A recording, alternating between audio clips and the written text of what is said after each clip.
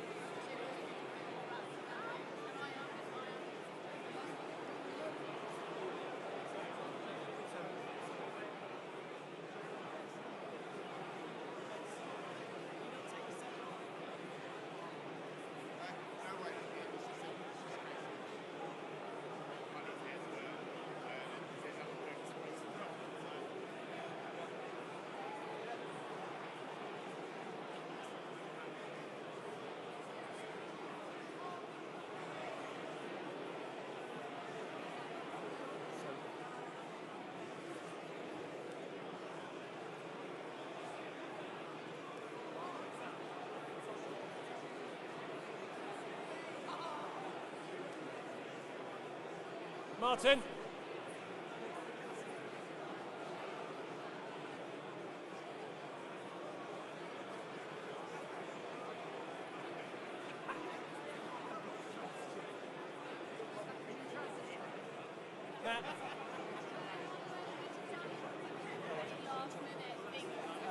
Hello, mate. Yeah, I'm good.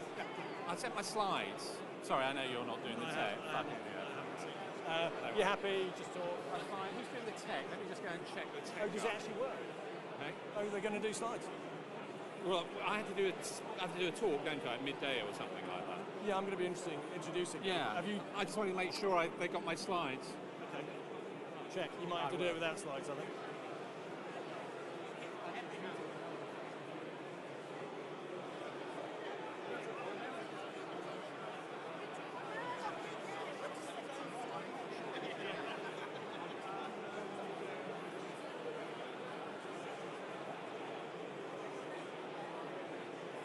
AJ, anybody else will want to move forward? Yes, we're going to. Sorry, sir. Where are you from? Southeast. Southeast. I'm in the right place. Yes, you need to move down though for us, just quickly. There's a couple of spaces further on down there. We're going to fill these up with another room.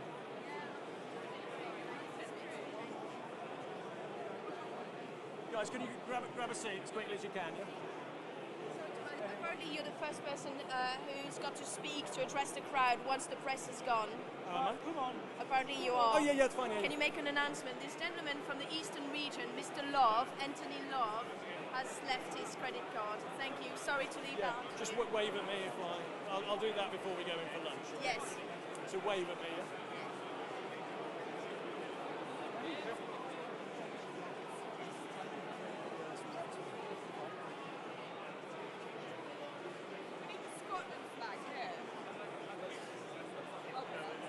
Anybody else who want to move forward?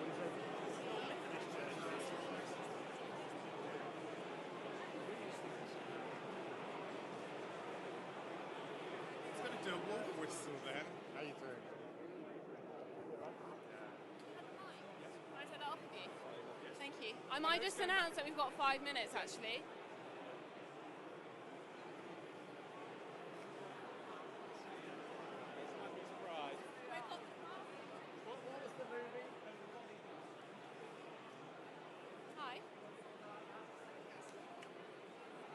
Yeah, and I've just asked George to run up to my sweaty vest bag and get Sharpies because they need to go on the stage.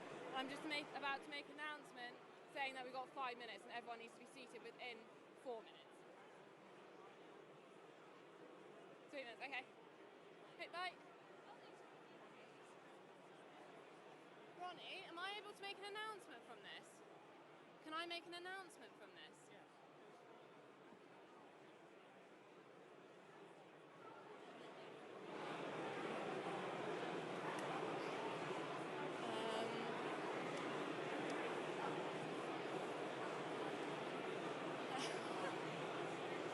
Ladies and gentlemen, please take your seats. We have 3 minutes until we are starting. Thank you very much. Sorry. That's okay. Sorry. That's staying up there for Anne. Huh? Staying up there, Fran? That's all right.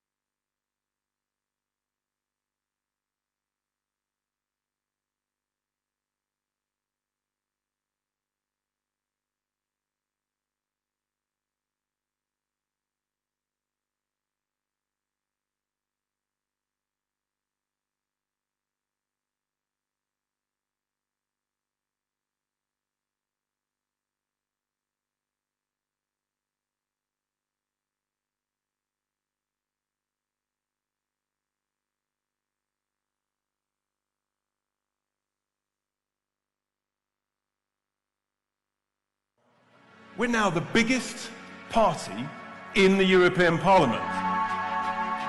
But we've got much bigger, bolder ambitions.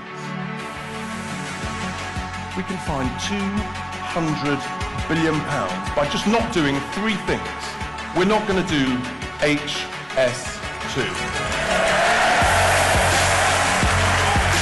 The second thing we're not going to do, we're not going to send £39 billion overseas to a bunch of bungling bureaucrats in Brussels.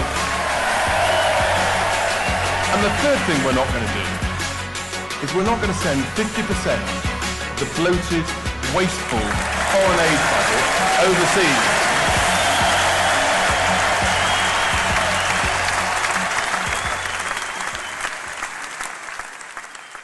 Welcome to the stage, Richard Tice.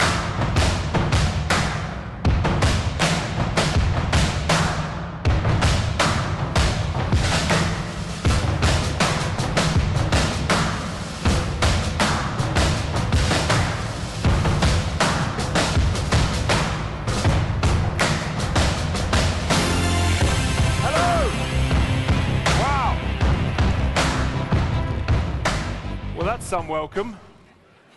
Everyone's on message. Thank you very much. People have clearly summered well. It's incredible. Here we are, over 500 prospective parliamentary candidates for the forthcoming general election. What is absolutely clear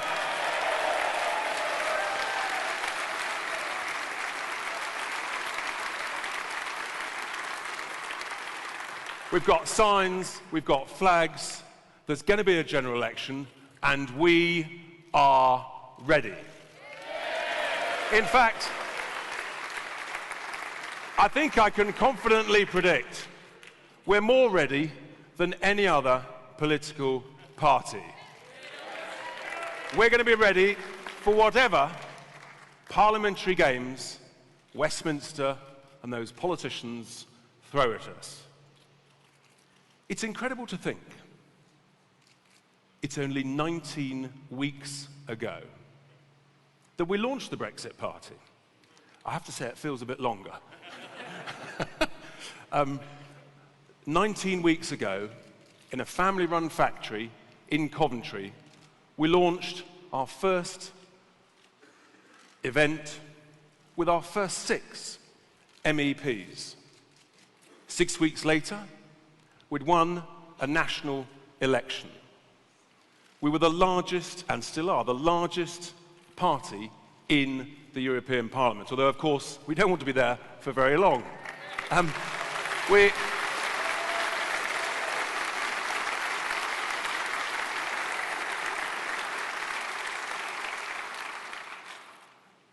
had a simple slogan: change politics for good.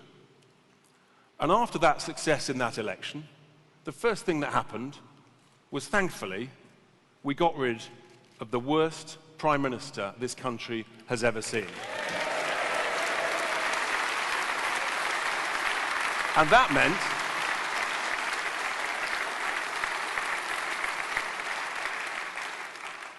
meant that we also got rid of the worst, least talented cabinet this country has ever seen. So I think we can reasonably say we have started to change politics for good. Just imagine if we hadn't set up. Theresa May would still be Prime Minister, heaven forbid. That cabinet would still be there, heaven forbid. And we'd probably now be in the middle of a second referendum campaign. But thankfully, the world has changed. We have moved on. After the European elections, we had our big vision rally, some of which you saw on the screen there, and we announced some of our early policies, and I think some of them were quite popular, judging by your applause earlier. It's interesting, isn't it? Imitation is a form of flattery, and the Tories, of course, have basically copied almost everything we announced. We announced we'd scrap HS2, and sure enough, the Tories are having a review with the possibility of scrapping HS2. We said we're not going to pay 39 billion quid of taxpayers' cash. And now the Tories are talking about not spending as much, not sending over that 39 billion pounds. We said we wanted to invest in the regions, in the areas that have been left behind. And sure enough, Boris, in his leadership campaign, talked about investing in the regions. We said we wanted to invest in broadband, in digital infrastructure. And sure enough, the Tories are now talking about the same. We talked about an online sales tax to help protect the high street. And sure enough, the Tories are talking about the same. In fact, so bereft of their own ideas, they've even resorted to copying our own videos. So there's more policies coming, but that, of course, is why we mustn't fire all the policy bullets in one go. We need to hold them back, and we need to release them at the right moment. Because what is clear is that actually we've got the right common sense policies that are appropriate for this country. Now, I want to say a huge thank you to all of you here today. I know some have been delayed by trains and things, but you have shown great optimism in the future of our country after a clean break Brexit. That is the way that we maximise the opportunities, and you here share that belief that Nigel and I have. I want to thank you also for your courage. Most of you have never stood for public office. Let me tell you, there'll be some good days and there'll be some tough days. There'll be some highs and lows. And because the establishment are petrified of us, they're petrified of our success, they're terrified that actually we're on the right track, that actually democracy means something. And so, of course, they will do anything to talk us down. And that means abuse, vitriol. You know, I'm sure you've had some difficult discussions with friends, family. So I want to say a huge thank you to all of you for the courage to stand as a prospective candidate for the Brexit Party. Now, thank you.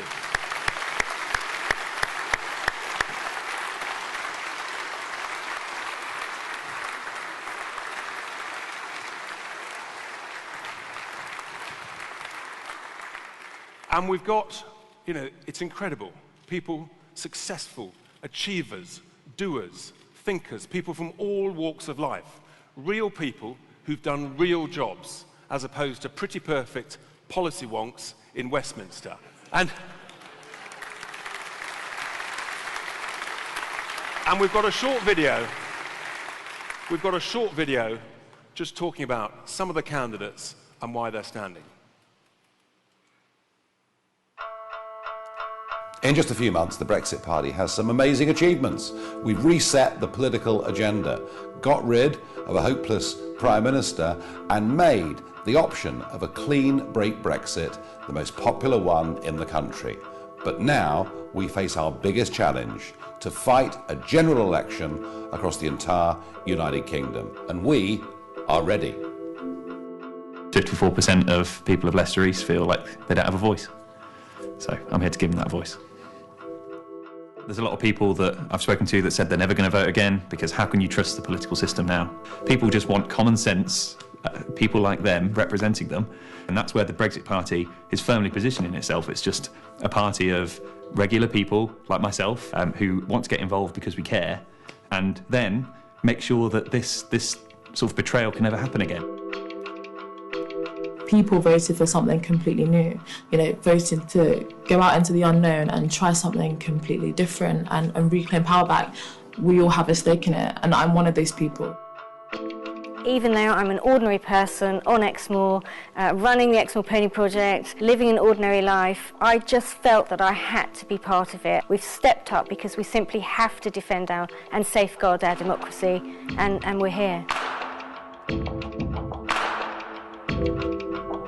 From what I've seen, a lot of the Brexit PPCs now are just from normal backgrounds, just working class people who care about people as well. I think there's a lot of commonality between a politician and a doctor. Consultation always begins with listening. You listen to what the person has to say, take on board, and then help them and make them realise that actually they've got control. They've got the power to decide their future and what to do and what not to do, and they're not helpless. I'm just a normal, hard-working, working-class person, but I think taxi driving has given me an insight of how people live, and you get to learn their issues because you become their agony aunt. You tell the taxi driver everything. I am ready. I'm ready. I am ready. I'm definitely ready. I'm ready.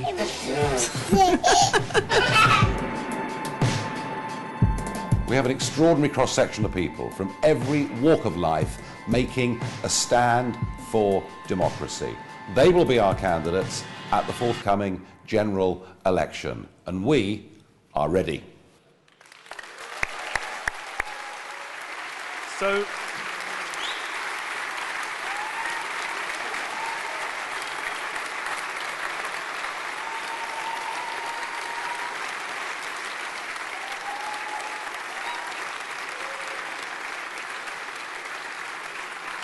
the other people,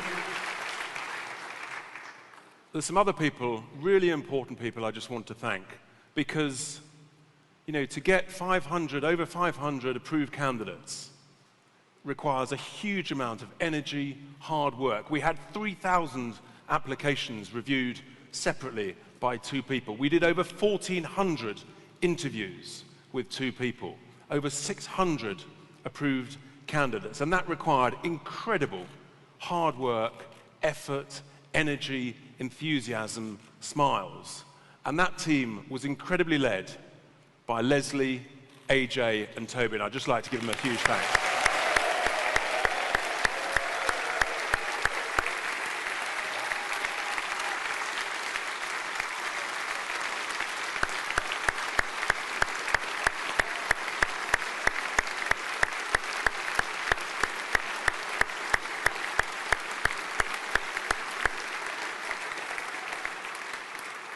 There are, of course, many, many other people, too numerous to thank, but it's fair to say we've been pretty busy during August. So we're geared up, we're ready. In September, we've got our regional conference tour all over the country, and hopefully all of you will be there. Bring your friends, your family, activists, supporters, make sure they sign up. We'll be announcing more policies at those events. We have a vital, vital role now. This is a truly seismic moment in history. The big question, of course, is, can we trust Boris? We must not let him sell this country down the river by reheating, rehashing, and repackaging the worst deal in history, that dreadful withdrawal treaty. And there is, of course,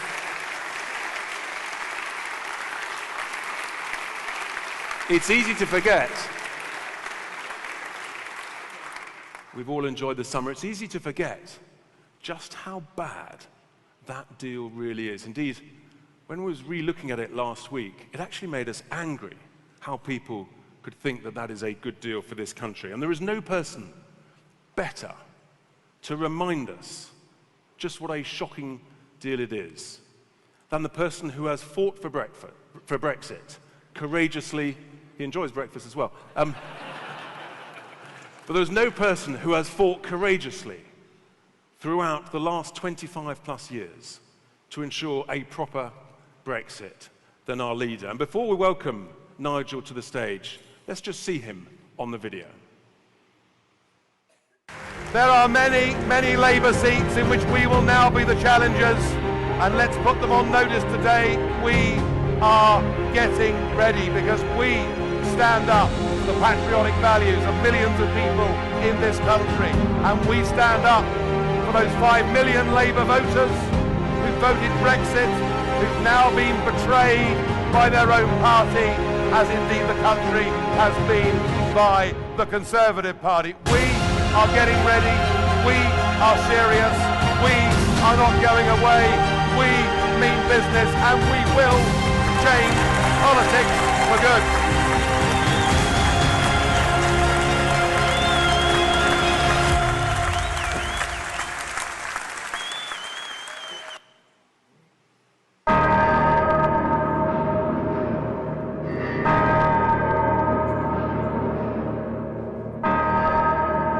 please welcome to the stage, Nigel Farage.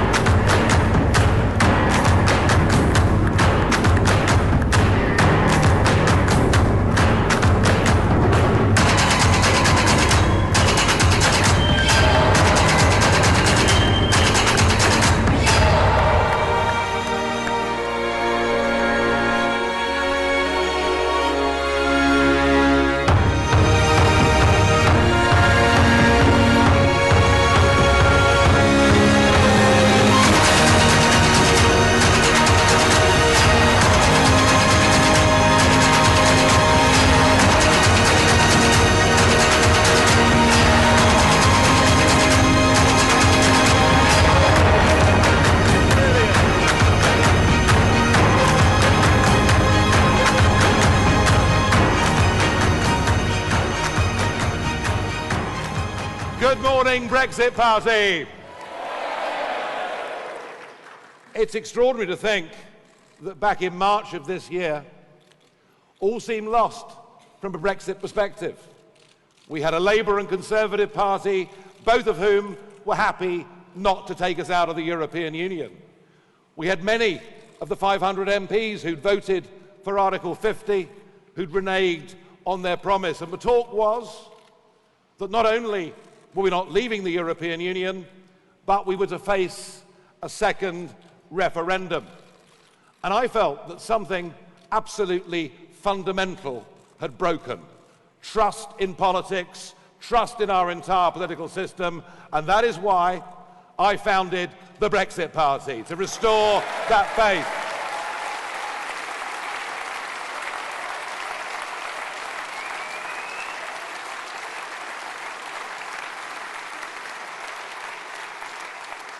And what was remarkable in that 6-week campaign, through some process of alchemy, we managed to turn all of that anger that was out there in this country into optimism and hope. We made people begin to realise that actually Brexit was going to happen because the British people have made up their minds and we will not be changing it.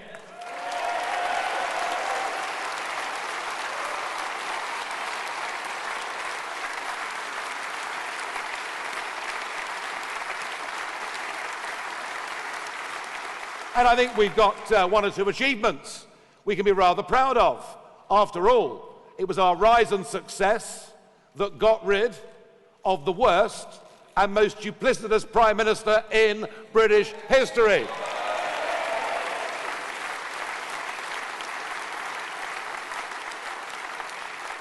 I think we pretty much guaranteed that her successor would be a leading Brexiteer. Indeed, if we hadn't fought those elections, I suspect Mrs May would still be there. But more important than that, what we've done already is we have completely reset the political agenda in this country, so much so that a clean break Brexit on the 31st of October is now by far the most popular option in this country.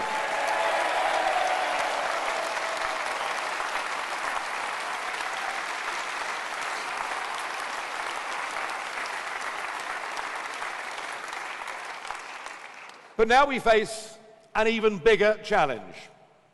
My guess is there is a better than 50% chance that we'll face a general election in the autumn. But whether we do or not, it is a pretty extraordinary achievement for a party of 19 weeks standing that we have over 500 of you in this room today who have been through vetting and will be candidates for us, prospective parliamentary candidates for us, at the next general election, and that there are 635 of you on our approved list. It is an extraordinary achievement. Our team have done well. We've spent the summer preparing for this moment, and we are ready. Are you ready? Are you ready?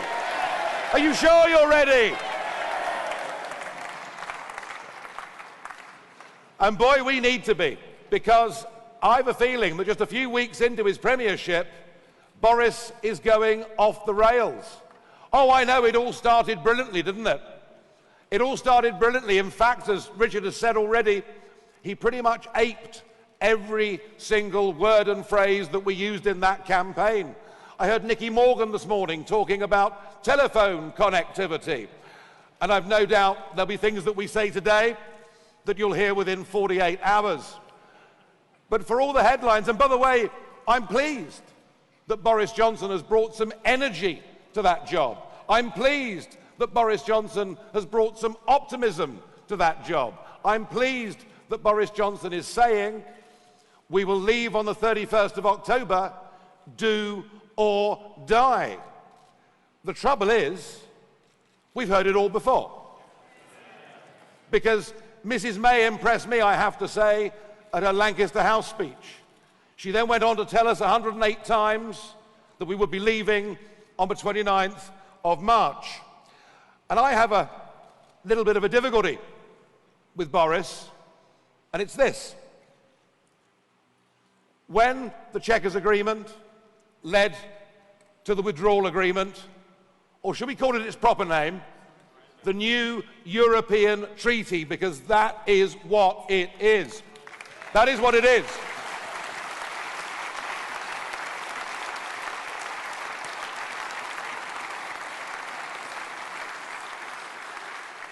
And Boris Johnson, in his Telegraph column, wrote over and over how we would become a slave state, a vassal state.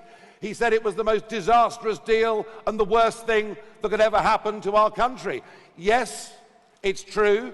He talked about the backstop, but he didn't just talk about that. He talked about the deal in its entirety and the fact that once we'd signed it, under the political declaration, there was nothing the European Union ever had to give us back. No guarantees about our future relationship is what Boris said, and yet, in his letter to Donald Tusk last Monday, Boris says that achieving a deal is our highest priority. He says a withdrawal agreement in that letter without the backstop would be satisfactory. Well, I suppose to him it would, because despite all the language condemning the withdrawal agreement, despite the fact that twice he voted against it, you'll never guess what happened the third time it came back to Parliament. He voted for it. And that raises with me a very big question. Can you trust Boris Johnson on this issue? Can you trust the Conservative Party on this issue? You see, even without the backstop, this is the worst deal in history. Not only will it cost us £39 billion, but it would lead us into a transition period that has the option of being extended.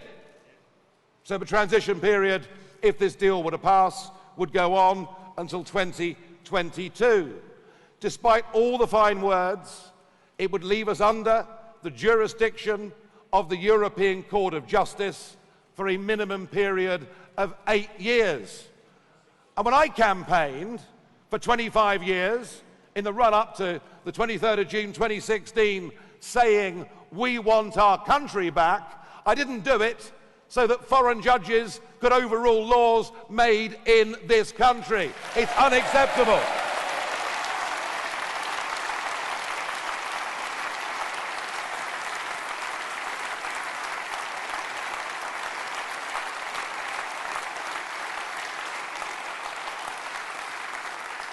And I thought from the very beginning that the acid test of Brexit was, would we take back what is rightfully ours?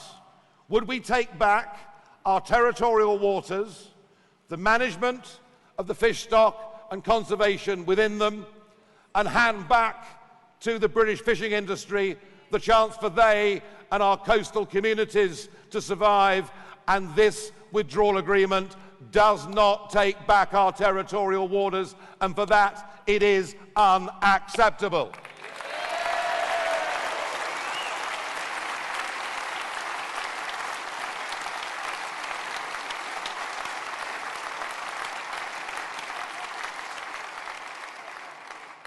And of course, this withdrawal agreement binds us in the future to EU state aid rules. So we would not be able, as we're not now, to make strategic decisions about industry in this country. And I can think of no better example of this than the tragedy that is befalling British Steel, mainly because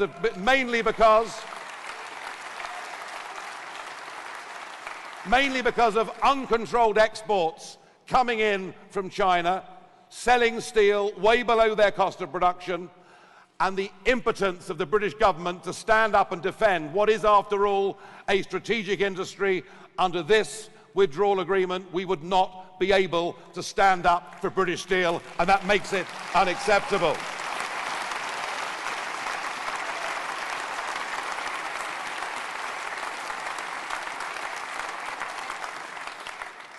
And this withdrawal agreement and the attached political declaration make a pledge to build on the customs partnership that already exists. I cannot for the life of me see, if we were to pass this agreement, I cannot for the life of me see that we would ever truly be able to leave the customs union. And that makes it perhaps the most unacceptable part of this whole withdrawal agreement, even without the backstop.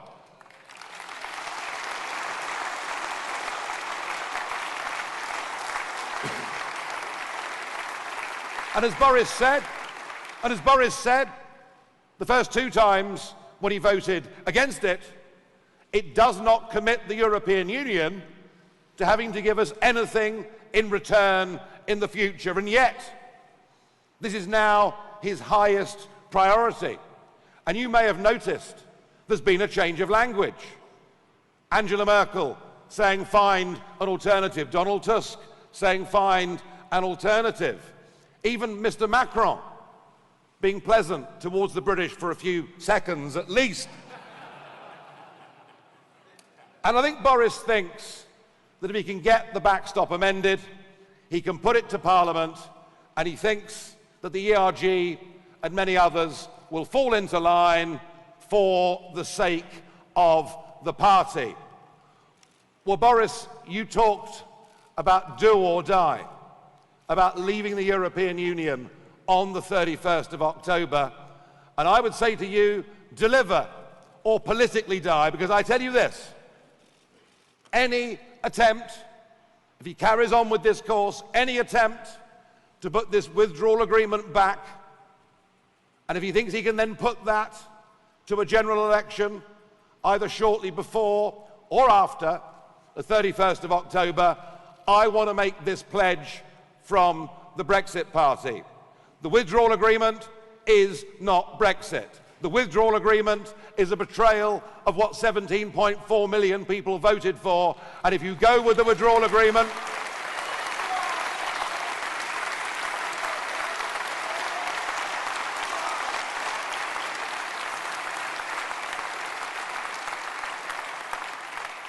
if, Mr. Johnson, you insist on the withdrawal agreement, we will fight you in every single seat up and down the length and breadth of the United Kingdom.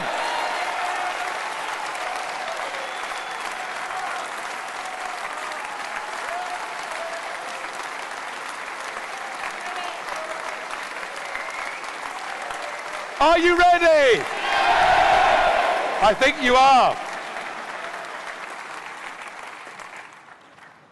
But of course, there's another possibility, because Boris Johnson always likes to prepare two different texts, as we well know. There is the possibility that he won't get what he wants from Brussels, the possibility that the ERG will hold firm and that the numbers in Parliament won't be sufficient to get this dreaded deal through. Then, well, he has another choice. He could proceed to what they call no deal. They call it no deal to frighten us. Indeed, at 2 o'clock this afternoon, just up the street, Jeremy Corbyn is holding a conference. Oh, they'll all be there. The Liberal Democrats will be there. The Labour Party will be there.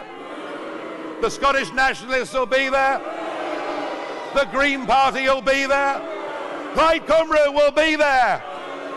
And the leader of the dynamic Change UK Party, Anna Soubry, will be there.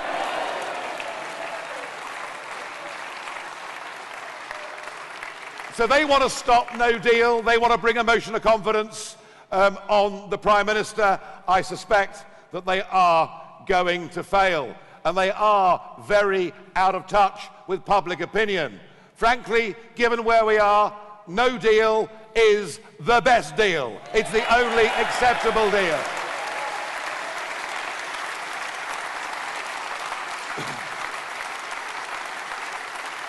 But let's call it what it really is. It is a clean break Brexit that would make this country an independent, sovereign, democratic nation, and that is what we in the Brexit Party want.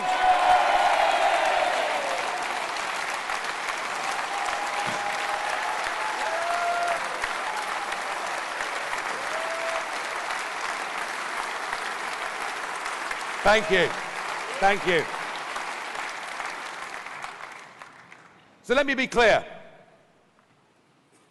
If Boris Johnson was to summon up the courage to lead this country towards a clean break Brexit on the 31st of October, and if the only means of achieving that was calling a general election, which I frankly suspect that it would be, in those circumstances, if Boris Johnson is prepared to do the right thing to win our independence, then we are prepared to do the right thing, and we would put country before party, and we would do it every time.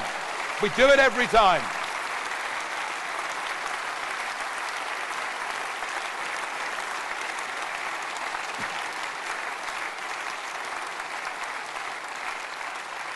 No, we would be prepared in those circumstances to help him, to work with him. Perhaps, I don't know, in the form of a non-aggression pact at the election. You see, the truth is, even if Boris went down that route, the Conservative Party on their own have lost so much trust in this country that the only way they can do it, the only way they could win a workable majority to get this country free is with our help and support. We will not get a genuine Brexit without the Brexit Party being involved, and we are ready to play our part in the destiny of this country.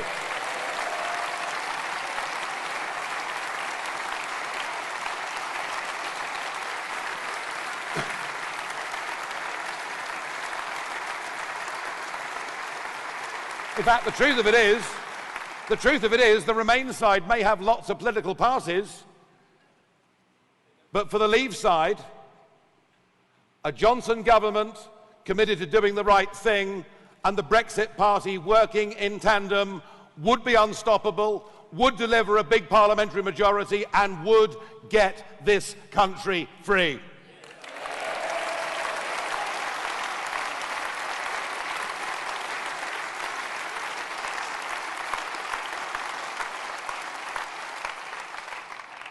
But I tell you what, Her Majesty's opposition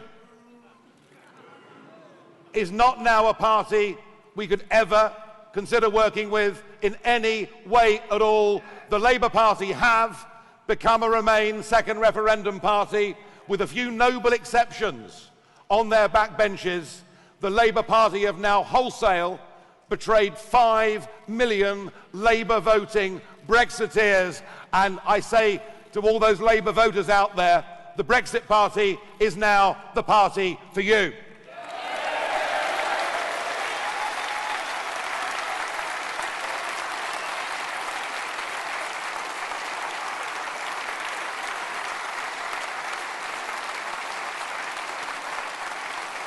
You can look at areas of the United Kingdom like South Wales,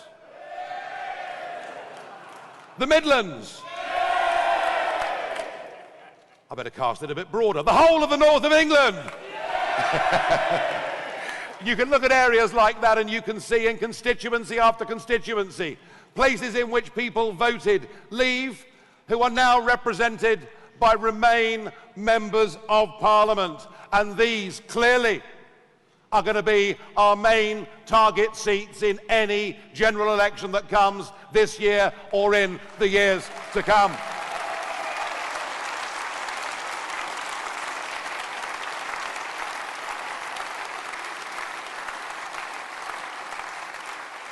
The Labour Party today is more about Islington than is Lyne. I thought the Welsh were good at making noise. Thank you. It is more a party of Hampstead than Huddersfield. And it is indeed a party that seems to represent an upper middle class globalist type based in London and to have lost all touch with its patriotic working roots. We understand the concerns of those people. We will be their champions.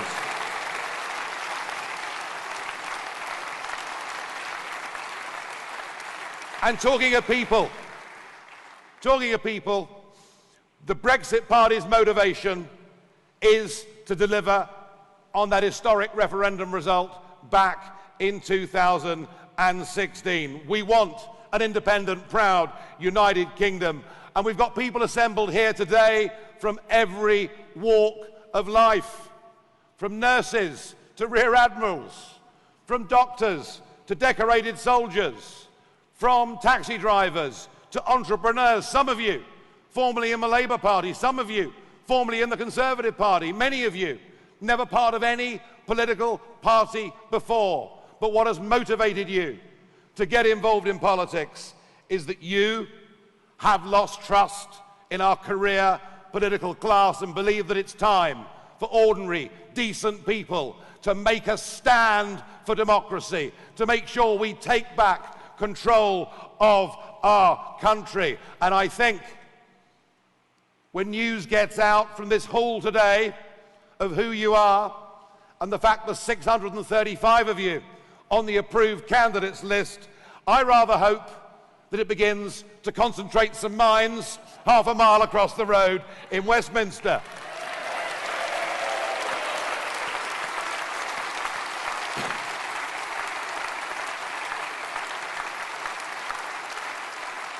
We believe in Britain, don't we? Yes. We believe in democracy. Yes. We believe that unless the referendum result is delivered, there will be irretrievable harm done to trust and democracy in this country. And we're going to fight, aren't we? Yes. Without the Brexit Party, there will be no meaningful Brexit. And whilst there are many other things we'll talk about in a general election campaign, be it political reform, the failure of our education system towards so many of our young people, the urgent need for large-scale modernisation and infrastructure around this country.